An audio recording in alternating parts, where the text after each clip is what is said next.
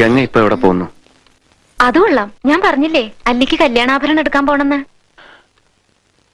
గంగ ఇప్ప పోండా. ఏ బయలుదేరతాం ఇవాళ? అవును.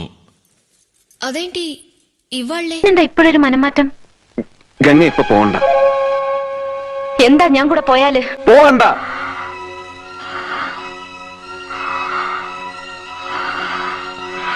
വിടമാട്ടെ. அப்ப நீ என்ன இங்க இருந்து எங்கேயும் போக விட மாட்டே. ஏன் முன்னாடி நின்னு என்னைய கூப்பிடுற? அவனை கொன்னு எரிச்சு சாம்பலாக்கி என் பகைய தீர்த்துக்கலன்னா என் பேரு சந்திரமுகியே இல்லடா.